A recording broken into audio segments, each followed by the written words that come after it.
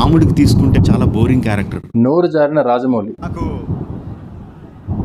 దేవుడి మీద పెద్ద నమ్మకం లేదండి. ఇంతకంటే మనం ఏం ఎక్స్పెక్ట్ చేస్తాం ఇన్ నుండి? టాలీవుడ్ కి ఫండ్స్ జిహాదీ గ్రూప్స్ నుండి వస్తున్నాయని. ఈ రియాక్షన్ స్టాటిస్టిక్స్ కొందరికి గోల్డ్. కథ రాజమౌళిది, దర్శకత్వం వీలదైతది. నమ్మకం ఉన్నా లేకపోయినా సేమ్ గోస్ విత్ రాజమౌళి 2.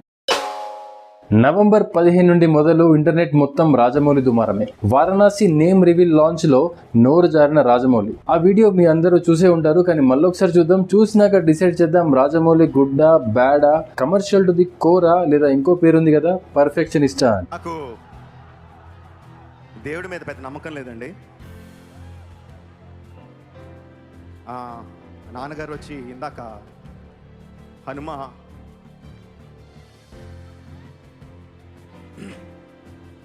వెనకాల ఉంటాడు, గుండె తట్టి నడిపిస్తాడు అని చెప్పారు. ఇలా అయిన వెంటనే కోపం వచ్చింది, ఇదేనా నడిపించేది అని. చూశారు కదా, ఇంతకంటే మనం ఏం ఎక్స్పెక్ట్ చేస్తాం ఇన్ నుండి? 2012 నుండి అదే అంటున్నాడు, తనకు దేవుడు అంటే నమ్మకం లేదు అని. ఇందులో కొత్త ఏమీ లేదు, కాకపోతే కొందరికి ఈ మాటలు ఇప్పుడు కొత్తగా అనిపిస్తున్నాయి. ఎప్పటియో వీడియోస్ అన్ని ముందు పెట్టుకొని ఇప్పుడు సెలెక్టివ్ క్రిటిసిజం చేస్తున్నారు. రాముణ్ణి బోరింగ్ క్యారెక్టర్ అన్నాడు అనే వీడియోని సోషల్ మీడియాలో తెగ తిప్పేస్తున్నారు. కానీ ఒకప్పుడు వీళ్ళే ఆ వీడియోని వైరల్ చేసిన ఫ్యాన్ బాయ్స్. ఒకసారి ఆ వీడియో ఫుల్ అని చూద్దామా? During the story writing days, I was thinking of a weird thought came into my mind.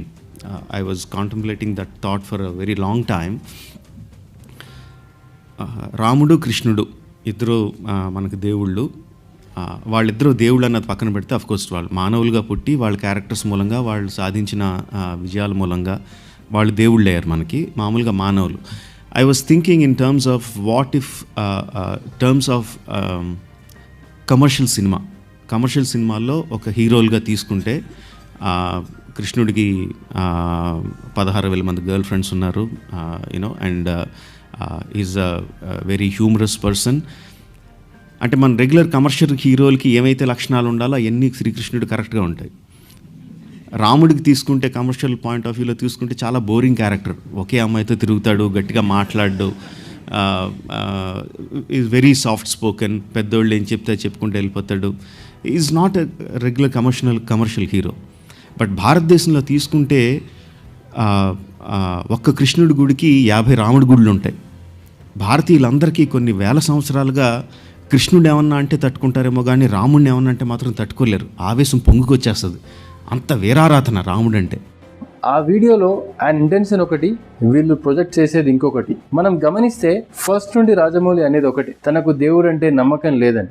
వచ్చే డిఫరెన్స్ అంతా ఇప్పుడు ఆయన చేరుకున్న స్థాయిలో ఈ క్రిటిసిజం వల్ల ఆయనకు జరిగే లెవెల్ ఆఫ్ డ్యామేజ్ లో. మనం బాగా అనలైజ్ చేస్తే ఇదంతా ఒక ప్రొపగండాలో భాగమే.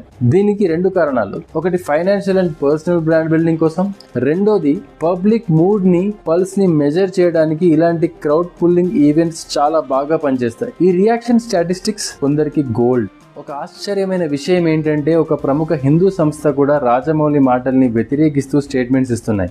ఆ సంస్థ మీద ఉన్న రెస్పెక్ట్ తో ఇప్పుడు ఆ పేరు చెప్పలేను. వాళ్ళు చేసే కామెంట్స్ ఏంటంటే టాలీవుడ్ కి ఫండ్స్ జిహాదీ గ్రూప్స్ నుండి వస్తున్నాయని. అలా అయితే రాజమౌళి ఇలా మాట్లాడే వరకు ఇంత ఇంపార్టెంట్ విషయాన్ని పబ్లిక్ డొమైన్ లోకి ఎందుకు తీసుకురాలేదు? ఇలా కొందరు ఇన్ఫ్లుయెన్స్ లో ఇరుక్కున్న వాళ్ళు, సంఘం మీద సానుభూతి ఉన్న వాళ్ళు రాజమౌళి నుండి సారీ ఎక్స్పెక్ట్ చేస్తున్నారు. మరి ఇదంతా కథ ఎందుకు? సారీ చెప్తే అయిపోతుంది కదా అంటే అసలు రాజమౌళి సారీ ఎందుకు చెప్పాలి?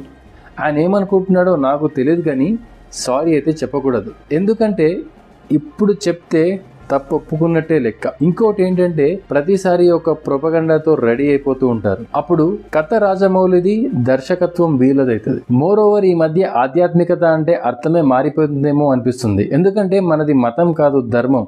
ఆ ధర్మం ఎంత పవర్ఫుల్ అంటే ఇది అందరినీ సమానంగా చూస్తుంది. ఎవరి దగ్గర సమానం, ఎక్కడ సమానం అంటే మనల్ని సృష్టించిన భగవంతుని దగ్గర సమానం.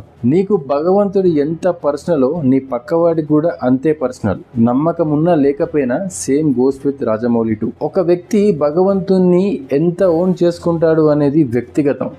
ఎంత ఓన్ చేసుకుంటే అంత దగ్గరగా కనిపిస్తాడు, ఎలా ఊహించుకుంటే అలా కనపడతాడు. అదే కదా భగవద్గీతలో శ్రీకృష్ణుడు చెప్పింది. ఇలాంటి ఒక వైవిధ్యమైన సమానత్వం, స్వతంత్రం ఉన్నాయి కాబట్టే మన ధర్మంలో ఇన్ని శాఖలు, శాస్త్రాలు, ఇంతమంది ఋషులు, భగవంతుని అవతారాలు. అదే ఈవెంట్లో రాజమౌళి ఆ తర్వాత ఏం మాట్లాడాడు కూడా ఒకసారి చూద్దాం. మా ఆవిడకి హనుమంతుడు అంటే చాలా చాలా ఇష్టం. చాలాసార్లు చెప్పాను, నాకు రామాయణం అన్నా మహాభారతం అన్నా నాకు చాలా ఇష్టం అని. మహాభారతం తీయడం నా డ్రీమ్ ప్రాజెక్ట్ అని ఆలోచిస్తూ ఉన్నాను. ఈ సినిమా మొదలుపెట్టినప్పుడు కూడా రామాయణంలో ఒక ముఖ్యమైన ఘట్టాన్ని తీస్తానని నేను అనుకోలేదు. బట్ ఒక్కొక్క సీను రాస్తుంటే, ఒక్కొక్క డైలాగ్ రాస్తుంటే, ఒక్కొక్క షాట్ ఊహించుకుంటుంటే ఐ ఫెల్ట్ అంటే అదొక ఎథీరియల్, నేను నేల మీద నడవట్లేదు, ఎక్కడో గాలిలో ఉన్నానన్న ఫీలింగ్ వచ్చిందండి. అండ్ ద ఫస్ట్ డే మహేష్ని రాముడి వేషం వేసి తీసుకొచ్చి ఫోటో షూట్ చేస్తుంటే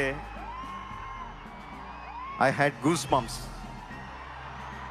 వాళ్ళ నాన్న భార్య హనుమంతుణ్ణి చాలా నమ్ముతారు అన్నాడు. అంటే వాళ్ళ భక్తికి రెస్పెక్ట్ ఇస్తున్నట్టే కదా. రామాయణం, మహాభారతం అంటే ఇష్టం అన్నాడు. మహేష్ ని రాముడి వేషంలో చూసి గూస్ బంప్స్ వచ్చాయి అన్నాడు. అంటే ధర్మం పట్ల ఆయనకు ఆదరణ ఉన్నట్టే కదా. మరెందుకు అలా మాట్లాడాడు అంటే బేసిక్ గా రాజమౌళి పర్ఫెక్షన్ కోసం ట్రై చేస్తాడు, ఫెయిల్యూర్ ని యాక్సెప్ట్ చేయలేడు. అండ్ ఆ ఈవెంట్ లో మెయిన్ ఆ వీడియో లాంచ్ అదే డిస్టర్బ్ అయితే ఈవెంటే ఫెయిల్యూర్ కదా. మోర్ ఓవర్ అక్కడికి వచ్చిన ఇంటర్నేషనల్ మీడియా ముందట మన పర్వేం కావాలి. అప్పటికీ కొన్ని ఇంటర్నేషనల్ మీడియా సంస్థలు ఈ గ్లిచ్ గురించి సున్నితంగా ప్రచురించాయి. ఇప్పటికీ రాజమౌళి మాట్లాడింది తప్పే అనిపిస్తే సాక్షాత్తు భగవంతుడైన శ్రీకృష్ణుడిని ముందు పెట్టుకొని యుద్ధం చేయనని ఆయుధాలు వదిలేశాడు అర్జునుడు. అందులో కూడా ఒక సెల్ఫ్ డౌట్ యాంగిల్ ఉంది. మరి అర్జునుడిది కూడా తప్పే అందామా? ఇదంతా మైండ్ సెట్ అండ్ భక్తిలో ఎవ్వరి స్థాయి వారిది. ఒకసారి ఇష్యూ అంతా మర్చిపోయి మీ పర్సనల్ లైఫ్ లో మీరు ఎదుర్కొన్న సిచ్యువేషన్స్ వల్ల ఎన్నిసార్లు దేవుని ఉనికి మీద అనుమానపడ్డారో మీరే ఒకసారి ఆలోచించుకోండి. ఒకసారి హిందుత్వం మీద జరిగే అవమానం ఎలా ఉంటుందో ఒక శాంపిల్ యాడ్ చూపిస్తాను చూడండి. నారదా, మరి ఒక్కసారి విశాఖ రేకుల పటిష్టతను పరీక్షించదా?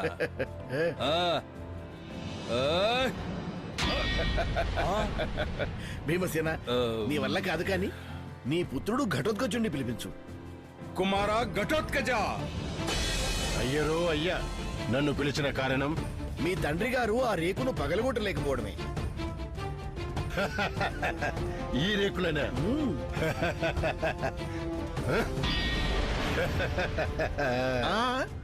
నీవు పగలగొట్టవలసినది రంగురేకులు కాదు, ఈ విశాఖ రేకును. రూఫ్ టాప్ షీట్స్ ని బద్దలు కొట్టడానికి భీముని శక్తి సరిపోవట్లేదు. ఇది కాదా అవమానం అంటే? అయినా మనం భయపడాల్సింది రాజమౌళి లాంటి ఏథియస్ట్లకు కాదు, ధర్మం పేరు చెప్పి దోచుకునే వాళ్ళకి. తాము ఏథియస్ట్లమని చెప్పి మన సనాతన ధర్మం మీద దాడి చేసే వాళ్ళకి. నేను ఎప్పుడు రాజమౌళిని పర్సనల్ గా కలిసింది లేదు, చూసింది లేదు. కానీ ఒక పర్సనల్ అబ్జర్వేషన్ ఏంటి అంటే రాజమౌళికి సినిమా తప్ప వేరే తెలియదు. మనం ఫ్యాసినేటింగ్ గా ఏదైనా చెప్పినా కూడా ఇది స్క్రీన్ మీద ఎలా కనపడుతుంది, దీని ప్రమోషన్ ఎలా చేయాలి అని ఆలోచిస్తాడు తప్ప ఆయనకి వేరే ఆలోచన ఉండదేమో. ఆయన క్లోజ్ సర్కిల్ కూడా చాలా లిమిటెడ్ అనిపిస్తుంది. అండ్ ఆ సర్కిల్ పర్పస్ కూడా సినిమా తప్ప వేరే లేదేమో. స్టిల్ మీకు రాజమౌళి రాంగ్ అనిపిస్తే కోర్టులో కేసు వేయండి, ప్రూవ్ చేయండి. ఇక్కడ ఒక ఇంపార్టెంట్ నోట్ ఏంటంటే రాజమౌళికి నేను సపోర్ట్ చేసేది ఓన్లీ ఈ ఇష్యూ వరకే. ఇదే అన్నిటికీ వర్తిస్తుందని కాదు. లైఫ్ అంటే అంతే కదా, ఇష్యూ బేస్ చూసుకోవాలి. హోల్సేల్ జడ్జిమెంట్ ఫ్రేమ్ చేసుకోలేం కదా ఎవరి మీదైనా కూడా. సో అది నా పర్సెప్షన్. కాంటెంట్ నచ్చినట్టయితే సబ్స్క్రైబ్ చేయండి, షేర్ చేయండి, లైక్ చేయండి. మీ ఒపీనియన్స్ ని కామెంట్ లో పెట్టండి. వారణాసి మూవీ అనాలిసిస్ కావాలి అనుకుంటే కామెంట్స్ లో పోస్ట్ చేయండి. Thank you.